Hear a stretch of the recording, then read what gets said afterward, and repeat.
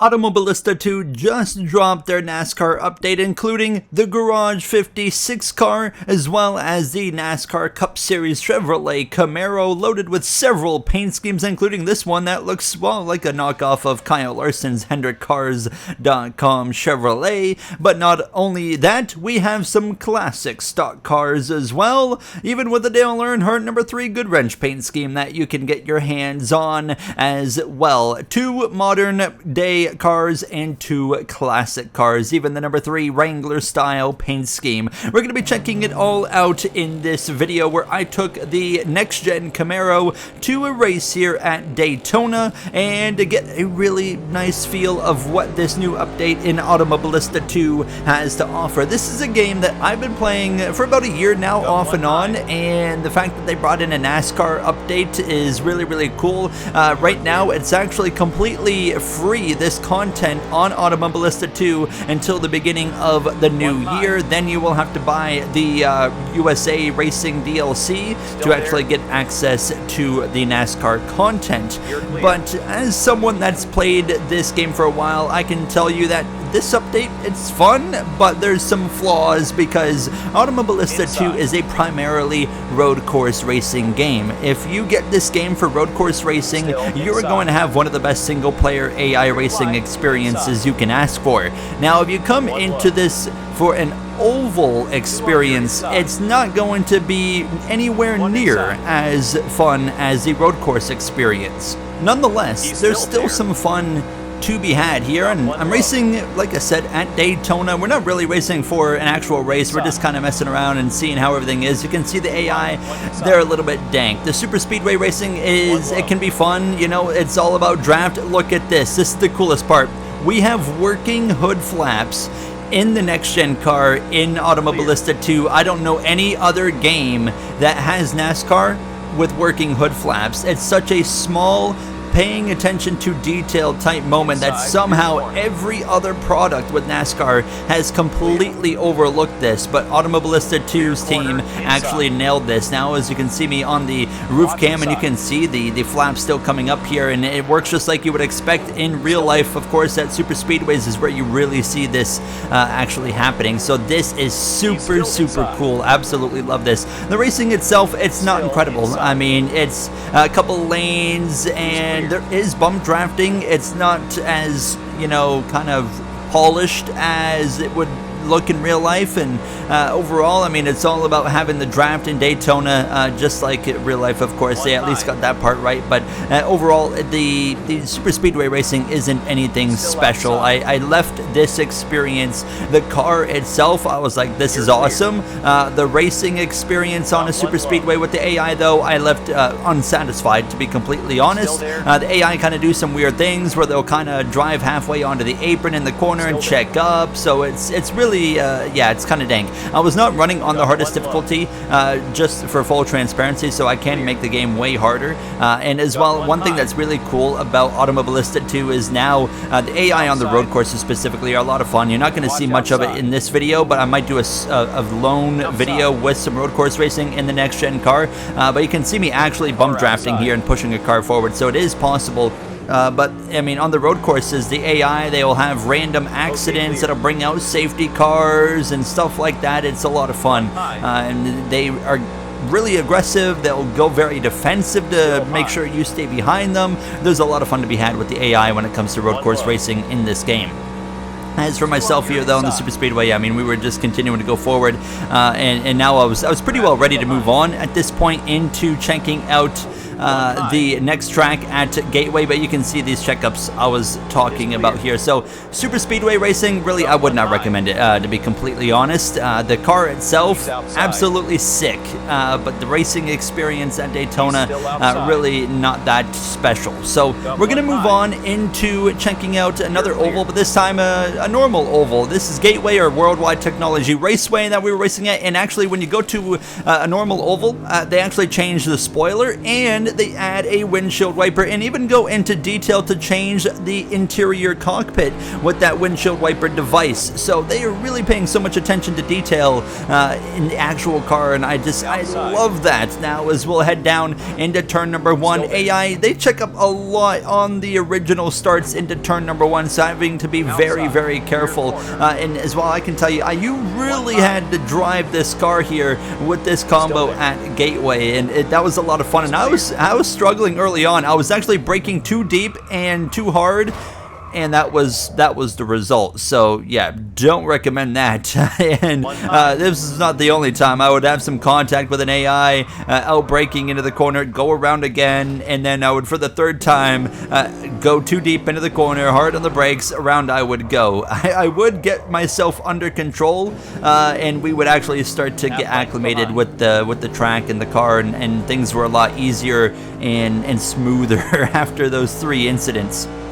You really do have to fight the car. You can see me chasing it up off the corner right there as we're trying to run down these cars in front of us right now. We're running like 23rd position now, as you just gotta be really cautious into the corner. And as well, the AI, I mean, they're better here at Gateway than they are at Daytona, but just still overall not that incredible. They still kind of run off the racetrack and slow down, kind of like they did at Daytona going under the apron. And yeah, I mean, the AI battles at ovals are just not anywhere close to the level of what they are at the road courses. But of course, when you're coming to this game for a NASCAR experience, you want oval racing.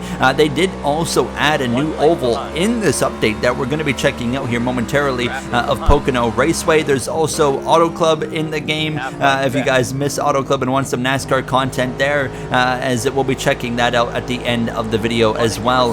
But yeah, I mean, got pretty comfortable actually in this car as the laps are going on, and yeah, you can see the AI, we are running them down. There is some side-by-side battles to be had as we're trying to get ourselves up towards the top 20. It's a lot of fun driving this car around and just about anywhere I've found so far, but you can see me really chasing the car right there into turn 1 on the wheel. So it's so much fun to kind of attack this car. But you can see here, car onto the apron or on the curbing slows up some cars, and then I just go around them on the outside. So that is one of the biggest flaws of the oval AI, that kind of abrupts everything now. So there is full course yellows on ovals as well in the game, but the restarts are not like NASCAR. They're actually all single file, and it kind of kills some NASCAR style immersion there.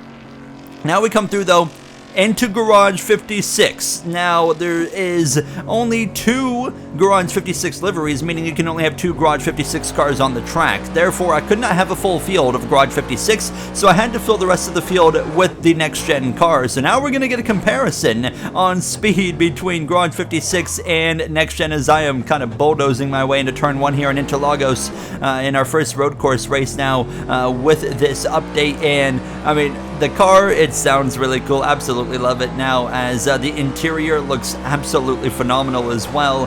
And yeah, I mean, as well, keep in mind, I'm not going to show any rain racing in this episode, but that's something I'm looking at doing in the future as well, because rain racing can be quite a bit of fun, and there's also settings to tweak the AI speed in the rain, which is something you don't get in other racing games, like a sole rain AI speed setting, which is really cool to have now as we were quickly trying to work our way forward here. Now as well, another thing that's cool, this game is moddable, so there is, of course, all fictional paint schemes and fictional names in this update, but I'm sure it's just a matter of time until we get a mod that's going to get some real-life paint schemes on these Camaros, as well as some real-life names modded in. Unfortunately, there's not a Ford Mustang for next gen, there's not a Toyota Camry, just the Chevrolet now, as we were continuing to push our way forward, and we're making some good progress here. Now this Garage 56 car can just get up off the corner and go and rip right through some of these corners, as you can see right now.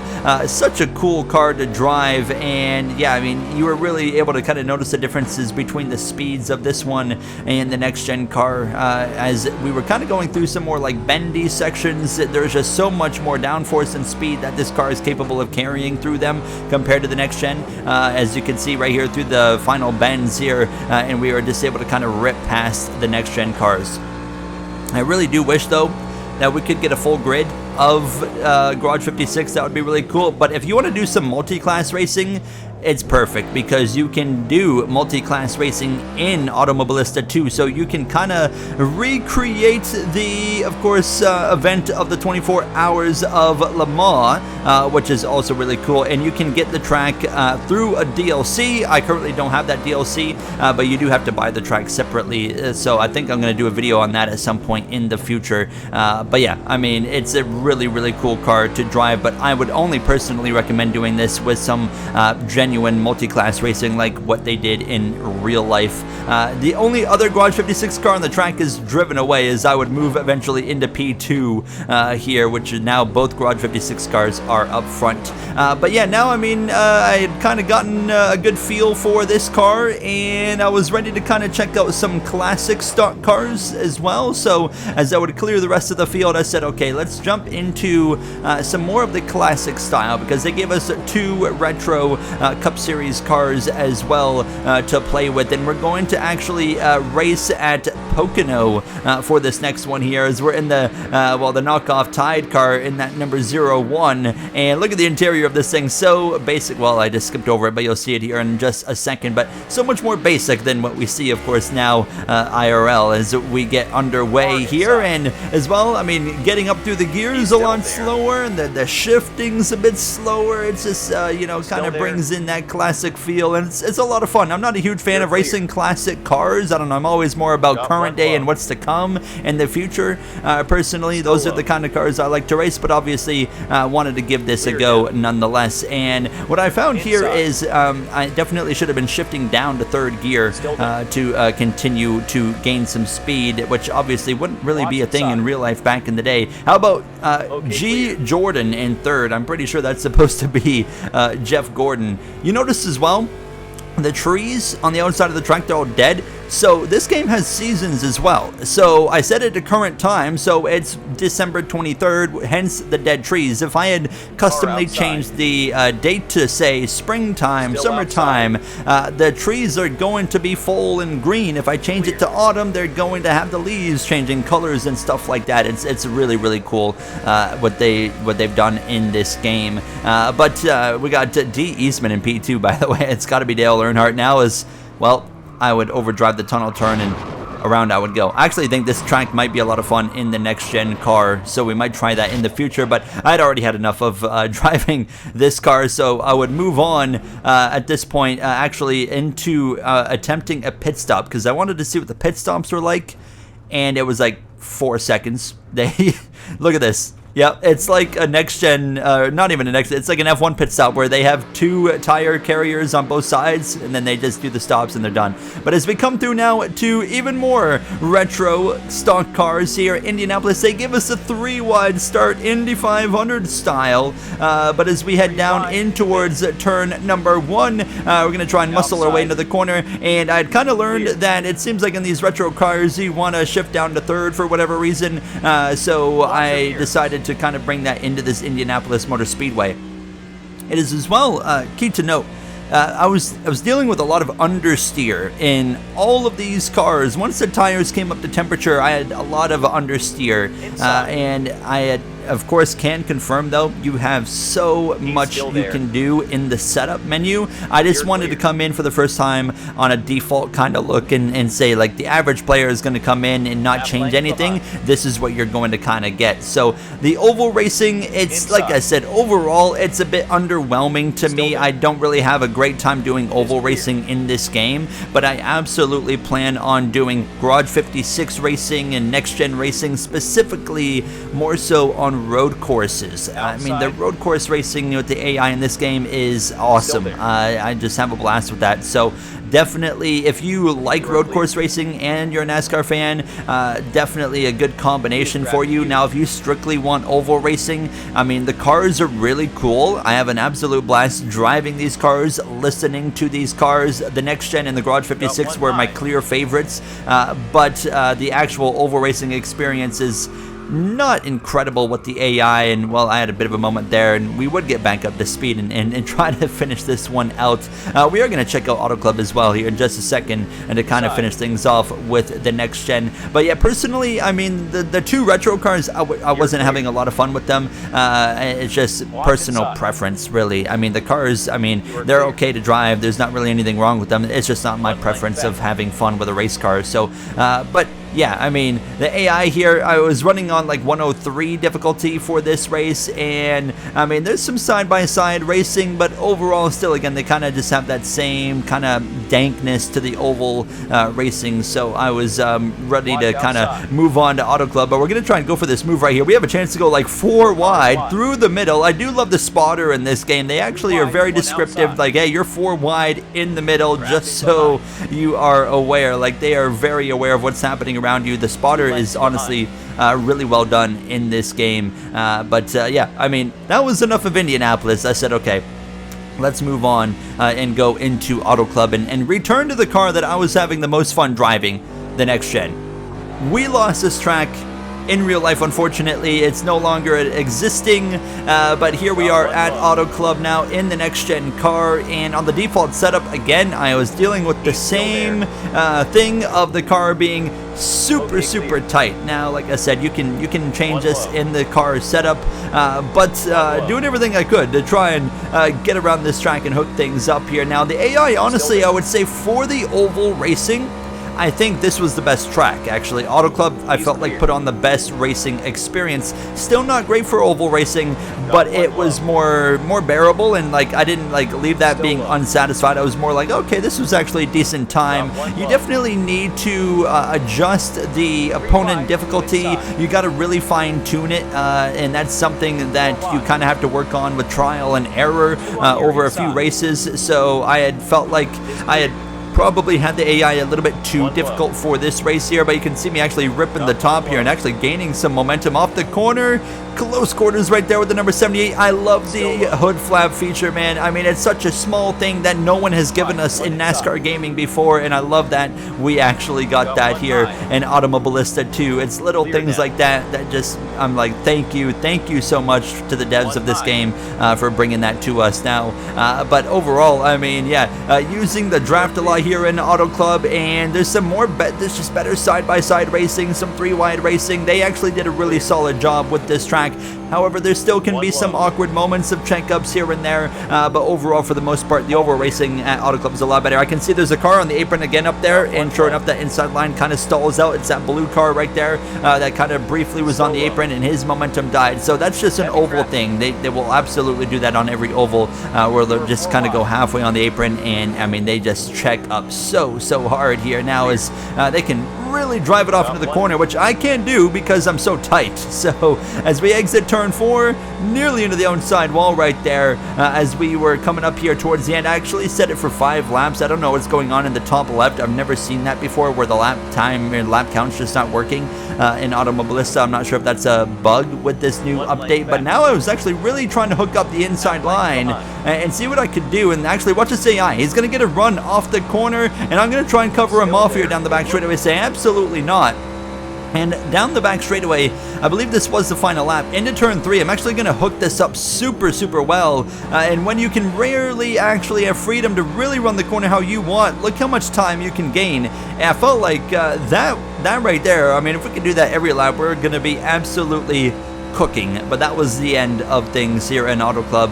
It's a cool update. The cars are a lot of fun, specifically the next gen and the Garage 56, and I definitely want to do some more road course style stuff with these cars. The oval racing, I already gave my thoughts. There's some work to be done here. I hope they can make the AI better at these tracks in the future, but let me know if you check out the update down below and your thoughts on it. I'll see you guys in the next one. Thank you for watching, and have a great day.